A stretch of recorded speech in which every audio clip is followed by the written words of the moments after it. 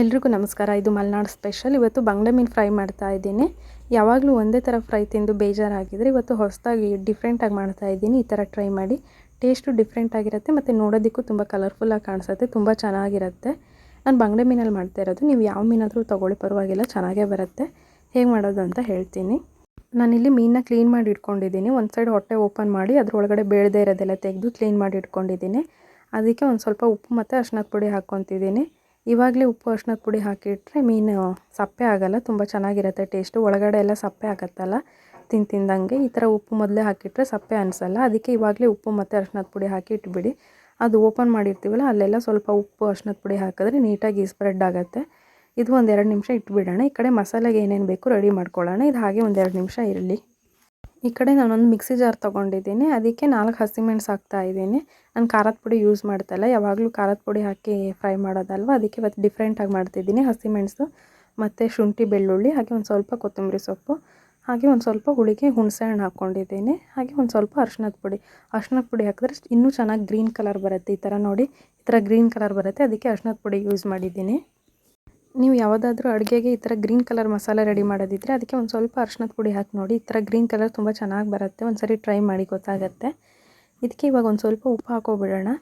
ಮೀನಿಗೆ ಆಲ್ರೆಡಿ ಹಾಕಿದ್ದೀನಿ, ಮೀನಿಗೆ ಎಷ್ಟು ಬೇಕು ಉಪ್ಪು ಅಂತ. ಇದು ಮಸಾಲೆ ಸಪ್ಪೆ ಆಗಬಾರ್ದಂತ ಸ್ವಲ್ಪ ಮಸಾಲೆಗೆ ಹಾಕ್ಕೊತಿದ್ದೀನಿ ಅಷ್ಟೇ. ಇದೆಲ್ಲ ಉಪ್ಪೆಲ್ಲ ಒಂದು ಸರಿ ಮಿಕ್ಸ್ ಮಾಡಿ ಮೀನಿಗೆಲ್ಲ ನೀಟಾಗಿ ಸ್ಪ್ರೆಡ್ ಮಾಡ್ಕೊಬಿಡೋಣ.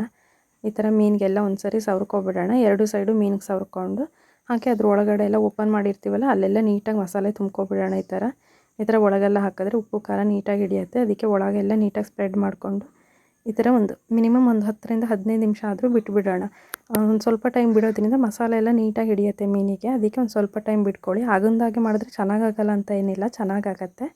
ಬಟ್ ಒಂದು 10 ನಿಮಿಷ ಬಿಟ್ಟರೆ ಮೀನಿಗೆ ಉಪ್ಪು ಖಾರ ನೀಟಾಗಿ ಸ್ಪ್ರೆಡ್ ಆಗುತ್ತೆ. ಅದಕ್ಕೆ ಒಂದು ಸ್ವಲ್ಪ ಟೈಮ್ ಬಿಟ್ಕೊತಿದ್ದೀನಿ. ಇದೊಂದು 15 ನಿಮಿಷ ಹೀಗೆ ಇರಲಿ.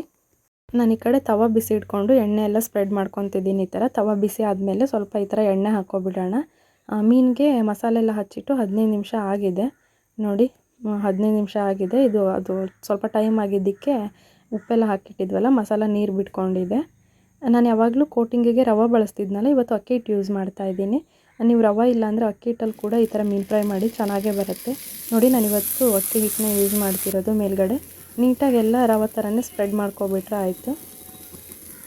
ಈಗ ಒಂದು ಸೈಡ್ ಹಿಟ್ಟು ಹಾಕಿ ಇದನ್ನು ಬೇಯಿಸೋಕೆ ಇಟ್ಕೊಂಡಿದ್ದೀನಿ. ಈಗ ಇನ್ನೊಂದು ಸೈಡು ಹಿಟ್ಟು ಹಾಕ್ಕೊಬಿಡೋಣ. ನೀವು ರವೆ ಬೇಕಿದ್ದರೆ ರವೆ ಯೂಸ್ ಮಾಡಿ, ಅಕ್ಕಿ ಹಿಟ್ಟಾದರೆ ಅಕ್ಕಿ ಹಿಟ್ಟು ಯೂಸ್ ಮಾಡಿ. ಅಕ್ಕಿ ಹಿಟ್ಟು ಯೂಸ್ ಮಾಡಿದ್ರೆ ಇನ್ನೂ ಗರಿಗರಿಯಾಗಿ ತುಂಬ ಚೆನ್ನಾಗಿ ಬರುತ್ತೆ. ನಿಮಗೇನಾದರೂ ಫುಲ್ ಡ್ರೈ ಫ್ರೈ ಬೇಕು ಅಂದರೆ ಈ ಥರ ಅಕ್ಕಿ ಹಿಟ್ಟು ಹಾಕ್ಕೊಳ್ಳಿ. ಇದಕ್ಕೆ ಇವಾಗ ಸ್ವಲ್ಪ ಸ್ವಲ್ಪ ಎಣ್ಣೆ ಹಾಕ್ಕೊತ ಬೇಯಿಸ್ಕೊಬಿಡೋಣ. ಮೀಡಿಯಮ್ ಫ್ಲೇಮಲ್ಲೇ ಬೇಯಿಸಿ, ಮೀನು ಚೆನ್ನಾಗಿ ಬೇಯುತ್ತೆ.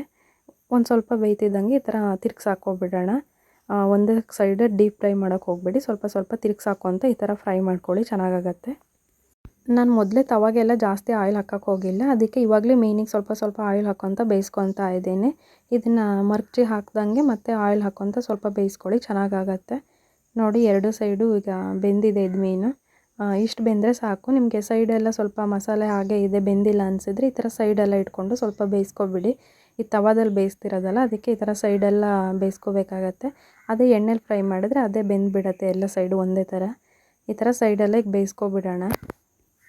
ಯಾವಾಗಲೂ ಒಂದೇ ಟೇಸ್ಟ್ ಮೀನು ಫ್ರೈ ತಿಂದು ಬೇಜಾರಾಗಿರುತ್ತಲ್ಲ, ಒಂದು ಸರಿ ಈ ಥರ ಟ್ರೈ ಮಾಡಿ ನೋಡಿ. ಎಷ್ಟು ಚೆನ್ನಾಗಿ ಬಂದಿದೆ. ಇದಕ್ಕೇನು ತುಂಬ ಐಟಮ್ಸ್ ಬೇಡ ಆಗುತ್ತೆ, ಮನೇಲಿರೋ ಐಟಮ್ಸೇ ಸಾಕಾಗತ್ತೆ. ಎಷ್ಟು ಚೆನ್ನಾಗಿ ಬಂದಿದೆ. ಇದು 2 ಸೈಡು ಬೆಂದಿದೆ. ಇವಾಗ ಗ್ಯಾಸ್ ಆಫ್ ಮಾಡ್ಕೊಬಿಡೋಣ. ನೋಡಿ ಎಷ್ಟು ಈಸಿಯಾಗಿ ಮಾಡ್ಬೋದು. ಇದೇ ಥರ ಹೊಸ ಹೊಸ ವೀಡಿಯೋಸ್ ಹಾಕ್ತೀನಿ. ವಿಡಿಯೋ ಇಷ್ಟ ಆಗಿದ್ದರೆ ಲೈಕ್ ಮಾಡಿ, ಶೇರ್ ಮಾಡಿ, ಸಬ್ಸ್ಕ್ರೈಬ್ ಮಾಡಿ. ಹಾಗೆ ಪಕ್ಕದಲ್ಲಿರೋ ಬೆಲ್ ಬಟನ್ನ ಪ್ರೆಸ್ ಮಾಡಿ. ಇದರಿಂದ ಯಾವುದೇ ಹೊಸ ವೀಡಿಯೋ ಹಾಕಿದ್ರೂ ನಿಮಗೆ ನೋಟಿಫಿಕೇಷನ್ ಬರುತ್ತೆ. Thank you.